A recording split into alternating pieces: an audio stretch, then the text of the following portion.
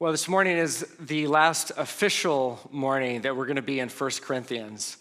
But we're not actually quite done with the book. There's more to come, and we're going to be back in 1 Corinthians both for Palm Sunday and for Easter as well, because the Apostle Paul in this letter has a lot to say about the good news of Jesus, about his death and his resurrection. And so technically this is the end of our series, but we're not done with 1 Corinthians quite yet.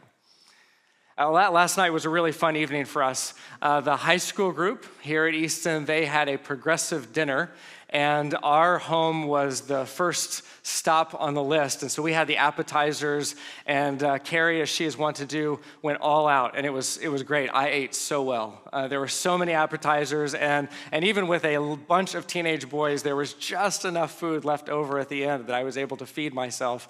But it was so fun having them over in our house, and before they came, we were doing just a little bit of cleaning up. You know, Carrie and I were kind of going around tidying up and just trying to make things look nice. Mostly her, I'm gonna be honest. She did the lion's share. But I tried to contribute and try to help out. And maybe this is just how my brain works, but whenever we're cleaning up before we have guests, there's just this little question that sort of haunts me, sort of eats at me a little bit is, who is this really for? Like, who am I cleaning for? I mean, I like to think that it's for the people who are coming over. You know, that I just want them to feel comfortable and feel welcome. But is there a little part of me that I'm cleaning because I want to make a good impression? You know, I want the house to look nice and clean because in some way it's a reflection on me. And probably that's just how my brain works. I'm sure none of you have ever had those thoughts, but that's what I think about when I'm vacuuming. But I wonder if we were to take an honest assessment, how many of us would look at our lives and discover that a lot of, if not most, of our decisions are motivated by what other people think about us. I mean, I'm not going to take a show of hands, but I would bet there are at least some of you who this morning, when you were getting dressed to come to church, there was some sort of at least a fleeting thought in your mind of who am I going to see and who will see me? And that's not a bad thing, just to be clear. I mean, some of you look really good. Some of you dress to impress, and I am very impressed with you. If you see Ray Gardner today, like I guarantee that guy, if you know Ray, he's in a 3-piece suit. The man looks good. And I can say that I am very impressed with that because as Carrie will tell you, I very rarely dress to impress anyone ever. That's just not my style. But see, I think all of us want to impress other people in some way, don't we? There's some area in our life, you know, maybe it's not with how you look, but maybe it's with, you know, the car you drive or the neighborhood you live in. Maybe it's with where you went to school. Maybe it's your golf handicap, but there's any number of ways that we want people to be impressed with us. And we can be honest, when people are impressed with us, it feels good, doesn't it? And that's not a bad thing. Like we can just admit that. It feels good. When people are impressed with us, we like that. And there's nothing wrong with having impressive things. And there's nothing wrong with being an impressive person. I love impressive people. We have some amazing people right here at Easton.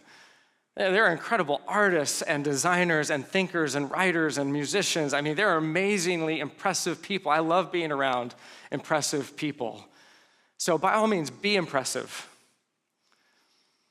Just don't let impressing other people be your primary motivation.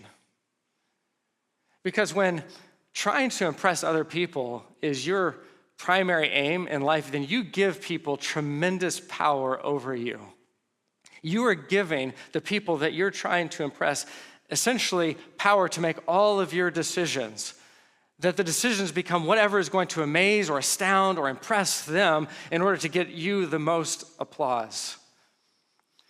Because deep down, that is how you are measuring your worth. Deep down, this is how you know that you are better than average, that you are not just somebody like just average or the average Joe. You're not just sort of the me, like you are better than that. Like look how impressed everyone is with you. And see, this was the way that Paul's audience, this is how they thought. When he's writing to these believers in Corinth, right? Because Corinth was a society that lived for an audience, right? This was a society where you came there because you wanted to make a name for yourself. You wanted to be somebody. You wanted to be a big shot. And so you wanted everybody to see how impressive you were, whether as an athlete or a musician or a thinker, a speaker, a business person, any number of ways, but you wanted everyone to see just how impressive you were. And that same mentality has seeped into the church. And so the believers there, they wanted to be impressive. They wanted others to be impressed with them. And they did that both through associating with like the star Christian leaders of their day, whether that was Apollos or Paul or Peter. You know, I'm with Apollos, I'm with Paul, I'm with Peter. Look how impressive they are. And by reflection, look how impressive I am. I'm following the right Christian leader. Like that's how they thought. But also by being brilliant, by being intellectual, by being wise, by being theologically affluent, right? They wanted all of those things to impress other people, but especially with spiritual gifts. Because they thought that some spiritual gifts were more impressive, more important than others. And so they wanted those gifts so that they could say, look at me. Look at the gift that I have. I'm so spiritual. I'm so amazing. Aren't you impressed with me? But what Paul wanted them to understand, first, is that whatever gift you have, you didn't do that. You don't get credit for it. God gave that gift to you. But secondly, the gift that you have is not as important as the heart that you have.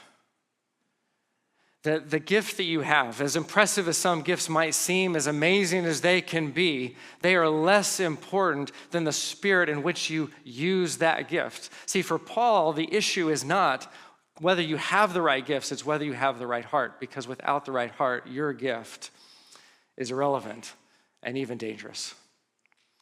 And so Paul, he tells them, picking up where we left off last week with gifts, Paul, he gives this conclusion as he transitions talking from gifts to something that's far better, which is love. And so verse 27, he says, now you are the body of Christ, and each one of you is a part of it. And in the church, God has appointed, first of all, apostles, second, prophets, third, teachers, then workers of miracles, also those having gifts of healing, those able to help others, those with gifts of administration, those speaking in different kinds of tongues. Are all apostles? Are all prophets? Are all teachers? Do all work miracles? Do all have gifts of healing? Do all speak in tongues? Do all interpret? But eagerly desire the greater gifts. Now, this last sentence in the Greek is a little tricky to translate. And it could be that Paul is saying, as this translation reads, you should desire the better, the greater gifts. And that's how most translations read. But it is strange, isn't it, that Paul would say, desire the greater gifts, given everything that he's already said earlier about gifts. Where he has said that you don't get to decide your gift. God gives you your gift. And by the way, all gifts are essential to the body. There are not some that are more crucial than others, more important than others. They're all essential to the body. So it may be, as these translations read, that Paul is saying you should desire the greater gifts, but that would feel a little counterintuitive, almost contradictory to what Paul seems to have been arguing before. And see, there's another way that this could be translated. Another way that this could be read, instead of saying desire the greater gifts, that this is actually a question, a rhetorical question, where Paul is almost scolding them. And he's saying, are you kidding me? You still think you're going to desire the greater gifts? You're still going to chase after them because you think they're better than others? Have you not listened to anything that I said? God gives you your gift, and they're all essential. Get over yourselves. That seems pretty consistent with Paul's message so far. Just get over yourselves. See, it's pretty hard to escape as you are reading what Paul says about the gifts, that Paul, it's not that the gifts are irrelevant, it's that they are not near as important to Paul as your heart. Paul cares about your heart, or he cares about your gift. He's going to talk about gifts. He even gives a bit of a list of gifts, but what really matters is how you use them and the spirit with which you share them with others. And so he says, instead of chasing after gifts to impress everyone, I'm going to show you the greater way, the far better way. And so in verse 31, he concludes He says, and now I will show you the most excellent way. And he's going to talk about love. If I speak in the tongues of men and angels but have not love, I am only a resounding gong or a clanging cymbal. If I have the gift of prophecy and can fathom all mysteries and all knowledge, and if I have a faith that can move mountains but have not love, I am nothing. If I give all I possess to the poor and surrender my body to the flames but have not love, I gain nothing. Geez, Paul, tell us what you really think, right? I mean, it doesn't get much clearer, much stronger than this. Like, if I don't have love, I am nothing. That's a pretty strong statement.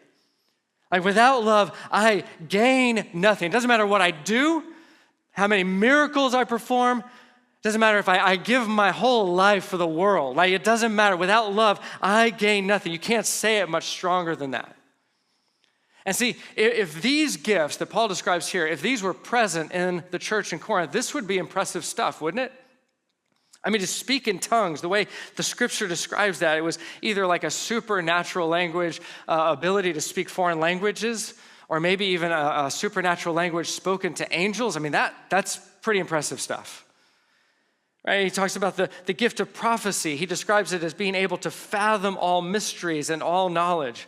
Faith with the power to move mountains. I mean, this is impressive stuff. And yet Paul, he does not sound that impressed. Because Paul, what he wants us to understand is it doesn't matter what you do. It doesn't matter how miraculous your acts are. It doesn't matter the gifts you have. It doesn't matter how beautifully you work in the world. Without love, you are nothing special.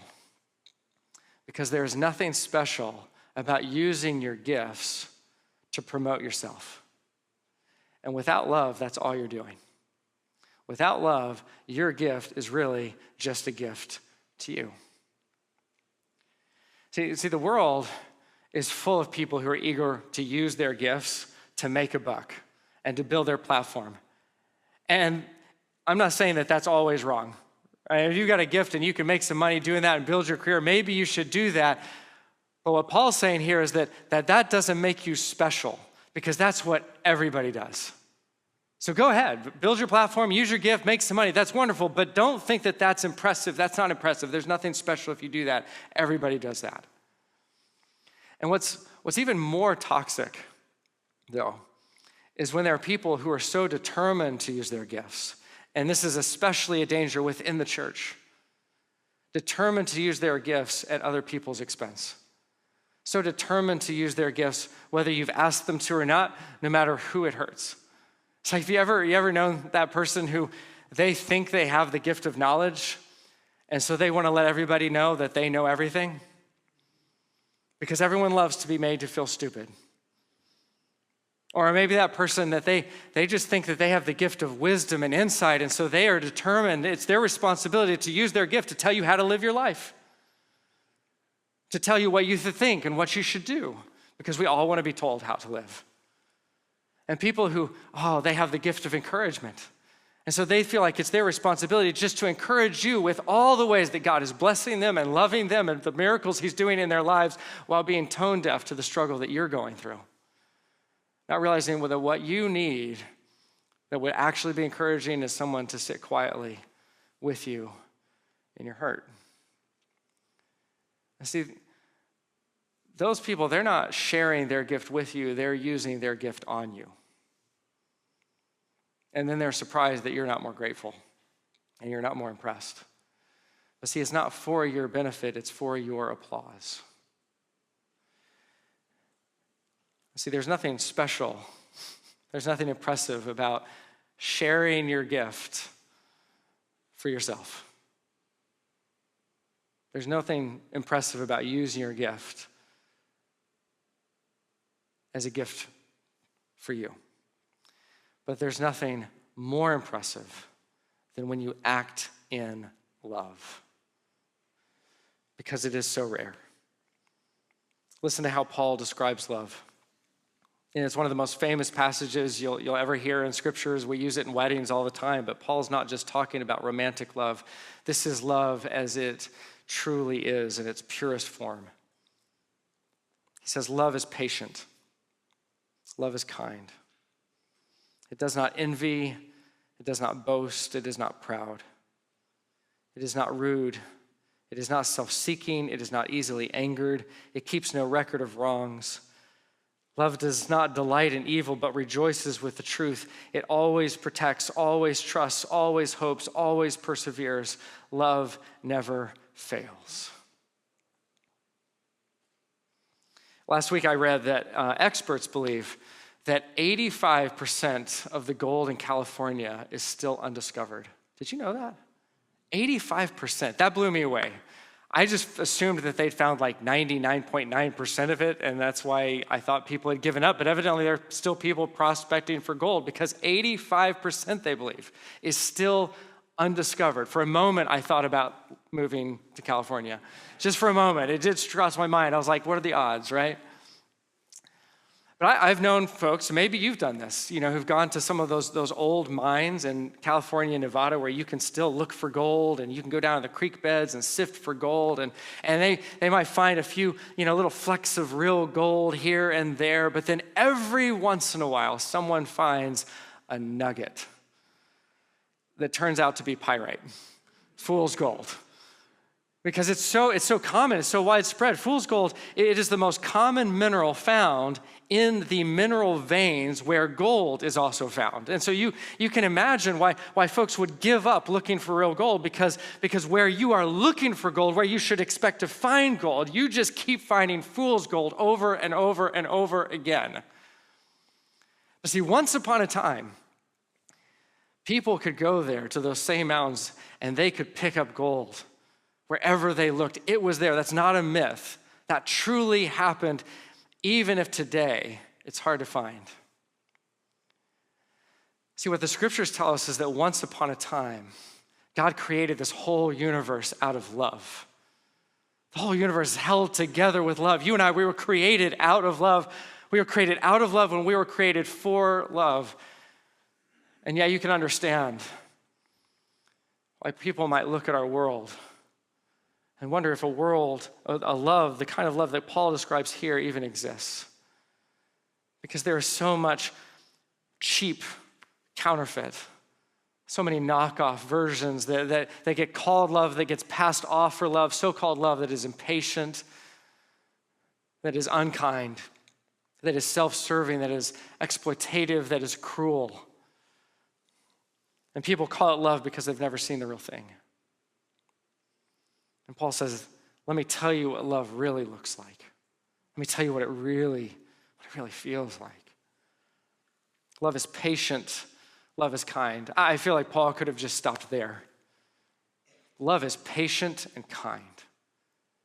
If you think about when you have felt most loved in your life, I bet that there is some combination in that moment of patience and kindness where you truly felt known and seen.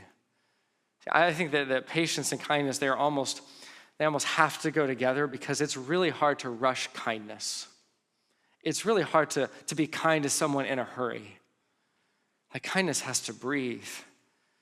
It's when someone treats you with kindness and patience that you feel seen, you feel heard, you feel known, that you are a person, not a project. See, that's love. That's love. Love is patient. Love is kind. Love does not envy. Envy isn't just wishing that you had something sort of, casually. It's like we'll be driving around town and there's some nice cars around here. I'm sure you've seen them as well, but we'd be driving around and my kids are like, Ferrari. And they'll be like, oh, I wish we had a Ferrari. Dad, why don't we have a Ferrari? I'm like, are you serious right now? Like, is this a real question? And in that moment, I might think, oh, I wish I had a Ferrari. That's not envy. I'm not pining after that Ferrari. I'm not like just wishing that I had a Ferrari and my life would be complete if I had a Ferrari. In fact, envy goes one step further, though. Envy is saying that I want your Ferrari and you don't get one because I actually deserve it and you don't. I'm entitled to that Ferrari and you're not. So I want yours. You shouldn't have that Ferrari. I should have your Ferrari. That's envy. But love says, your win is my win. Man, I'm for you. I rejoice in your success. Man, I'm happy for you when good things happen to you because your success is not a threat to my significance. Like I can be joyful for you. I can celebrate whatever you celebrate. I'm for you. Love is always for the other person. Love does not envy. Love does not boast. It is not proud. See, pride shrivels and shrinks your soul because it is born out of insecurity and fear. And fear always shrinks you, right? Fear huddles in. Fear is hard and cold and dark because you are afraid of the world. You're afraid of other people. You're afraid of whatever is out there. And so fear shrinks in as small as it can get. And then boasting and arrogance is the defense. And so people who are boastful and arrogant, that is rooted in a deep insecurity. They are easily threatened. But see, love is effusive with praise because love isn't afraid. Love is secure, love is strong, love is confident, love is courageous. And so you don't have to brag, you don't have to be proud about yourself and arrogant. Like you just praise other people. I am so amazed by how God has gifted you. I love how God is working your life. Right? Those are the encouraging people. The people who call out the good in you. That's love. Love is not rude. It is not self-seeking. It is not easily angered. And it keeps no record of wrongs. I love this. Because it is so easy to keep score, isn't it? Especially when you're married.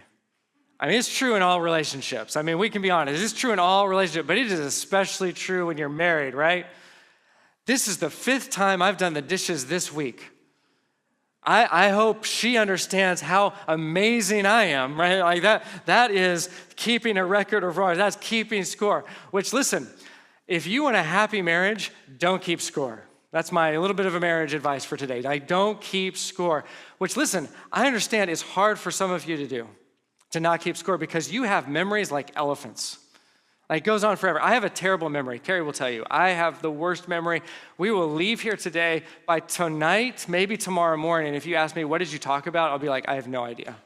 I've completely forgotten. Which, by the way, is still better than some of you who will have forgotten everything I said by the time you walk out those doors, all right? So I'm still ahead of you. But see, some of you, you have amazing memories. You've got this record of wrongs. You remember every slight you've ever received in your entire life. You have file cabinets in your brain that you can access anytime you want, and you need to set the file cabinets on fire. You got to lock them away, put them away for good, because nothing good will ever come of holding on to wrongs. And what that doesn't mean, though, is you have to pretend that the wrongs are all right. It doesn't mean you have to pretend that they didn't hurt and that you're not still wounded in some way. Right? This is why Paul, he says in the very next verse, love does not delight in evil. See, evil is to say, oh, the wrong is fine. Like the wrong is actually good. Like that's evil. Love calls out evil for what it is, but it rejoices with the truth. See, evil denies and abuses and twists and distorts truth, always. But love rejoices in truth because love cannot be love without truth. See, the problem is that truth doesn't always feel loving because sometimes the truth hurts. But just because something hurts doesn't mean that it's unloving. See, that's just what little children think. Like when something hurts, like being told no, therefore you don't love me. You told me no, you must not love me. But see, love rejoices in the truth, not because the truth hurts, but because it's the truth when paired with love that can set you free. It is when somebody comes to you and they tell you the truth, not because they're trying to belittle you or hurt you, but they come to you with the truth. And then out of love, they share that truth with you to set you free from your disillusionment, from your self-deception, from the lies that are poisoning your own soul, so that you can become who you are meant to be, to set you free. That's the beauty of truth. But here's the other side of this that often gets overlooked. How you receive truth is also a matter of love. See, it's fairly easy. We can imagine this. Like we're fairly comfortable with this idea that we're going to go to somebody else and out of concern for them, we're going to share the truth with them in love. That's the easy part. But when somebody comes to you and tells you the truth, that's a whole nother story. Like that's a lot harder to receive with love, isn't it? Like somebody comes and tells you something that you don't want to believe, something you don't want to know about you, and then you get all defensive. You're ready to throw it back in their face. You're ready to tell them why they're wrong. You're right. They have no idea what they're talking about. You rationalize it all away. But see, being defensive is also not the loving response. Being defensive is your wounded pride trying to protect itself. But love responds to truth in the same way that Paul has just described love, with patience, with kindness, with humility, even if you don't want to hear it, even if it hurts, even if it's painful. Love says, I'm going to be patient, I'm going to be kind, I'm going to be humble so that I can receive this truth for my good. Verse 7, love always protects, always trusts, always hopes, always perseveres. Love never fails. Keep going. Verse 8, but where there are prophecies, they will cease. Where there are tongues, they will be stilled. Where there is knowledge, it will pass away. For we know in part, and we prophesy in part. But when perfection comes, the imperfect disappears. Now, there's a long history of debate around whether certain spiritual gifts have ended or whether they're still present. And I'm not going to try to resolve that and answer all of those questions right here and now, because that's actually not what Paul's talking about. He's not concerned with that right here. Like, his point is that however valuable and impressive spiritual gifts can be, they have a shelf life.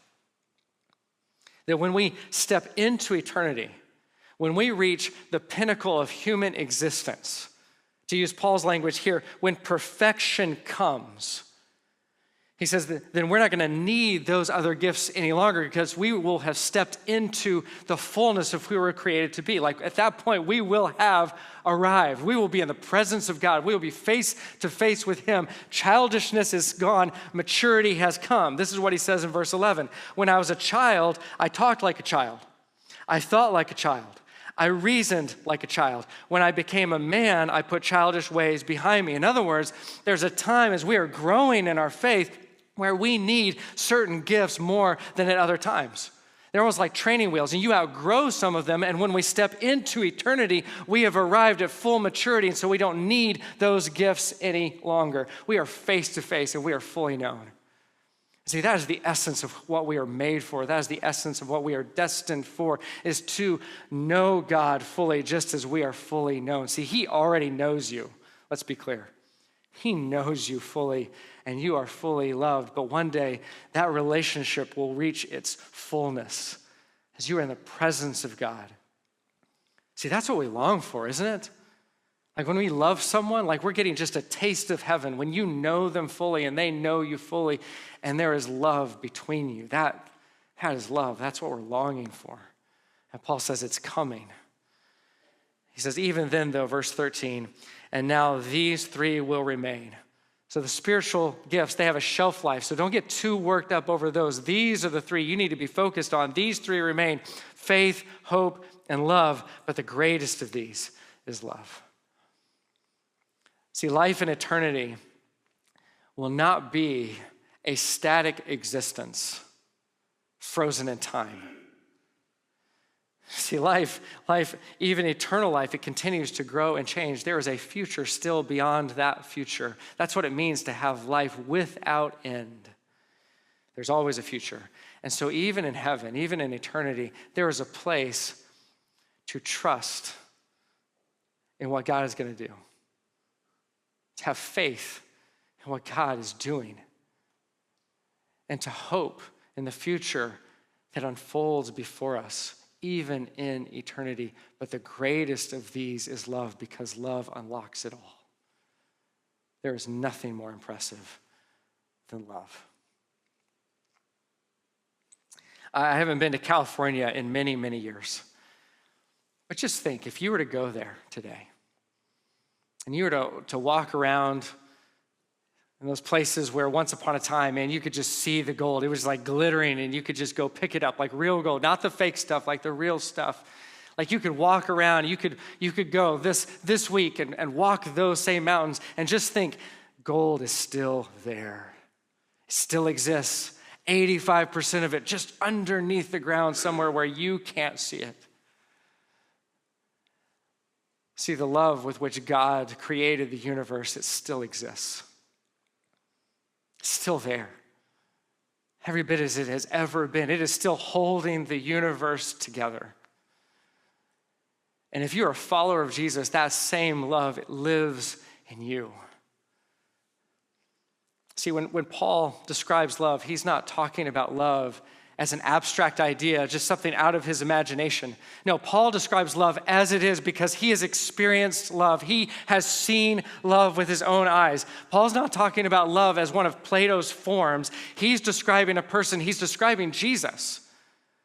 Like, look back at how he describes love. And just imagine Jesus. Like, Jesus is patient. He is kind. Jesus doesn't envy. He doesn't boast. He isn't proud. He's not rude. He's not self-seeking. He's not easily angered. He keeps no record of wrongs. Paul's talking about Jesus. Jesus does not delight in evil, but rejoices with the truth. He always protects, always trusts, always hopes, always perseveres. Jesus never fails. See, love has a name, just like the song says.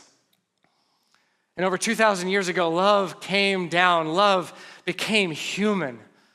Love took on human flesh and walked among us and lived among us and ate and drank and hung out with his buddies and ate with sinners. And Jesus didn't give up on us. Instead, he gave his life for us, and he set us free from sin and death so that we would understand, we could see clearly, we could experience what love truly is, love as it is always meant to be. And see, if Jesus has come into your life, like if Jesus' love lives inside of you, then understand that his love becomes the animating force for your life. See, love in me, in and of myself, love is finite, frail, and fragile, and fickle. How many more F's can I come up with? Right? It is more pyrite, it is more fool's gold than genuine. But see, love is the most inexhaustible resource in the universe. Because love is who God is. It's the very core of his infinite, inexhaustible, limitless nature. God is love. And so when Jesus' love lives inside of you, when he has come and made his home in you, like, you cannot run out of love. See, I can love because of how I've been loved by him. I can be patient. When my patience has long run out, I can be patient because I know how he is patient with me. I can be kind because I know the kindness that he has shown me. And I don't have to impress you or try to promote myself because I know how I am treasured by him. And I don't have to hold on to wrongs. I don't have to keep score because I know that he didn't keep score. He didn't keep a record of my wrongs. Instead, he came to give me forgiveness. And instead, I can protect because I'm protected. I can trust because I'm trusted. I can believe the best because he's believed the best in me. And I don't have to give up on anyone because he has never given up on me. And even when I fail, he never will.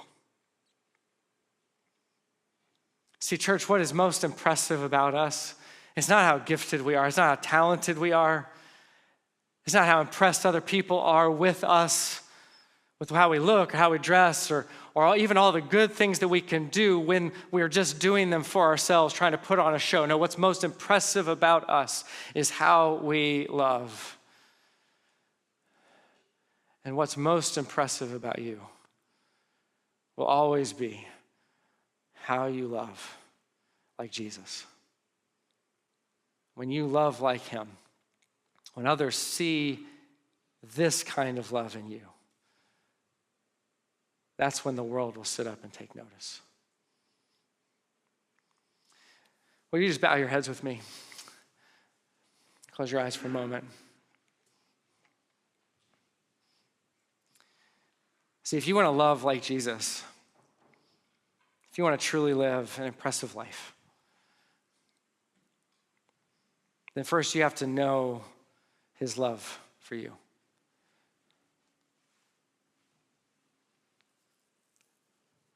You have to know that Jesus gave his life for you. And you have to give up trying to impress other people with the life that you're trying to create. You have to give up trying to be your own God.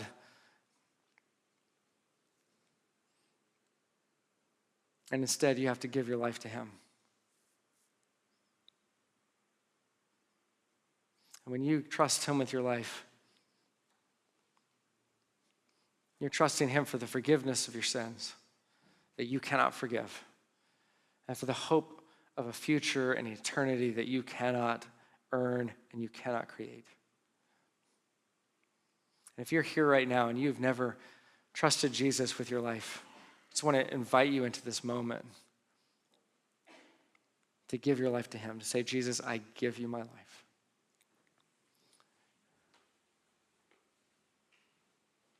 Jesus, I'm done trying to impress other people, to know that I have value.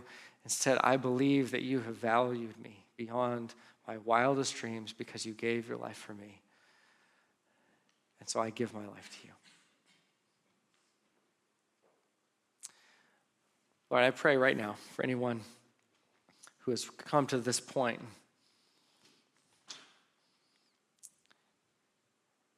and they are ready to take this step of courage, to step from death into life,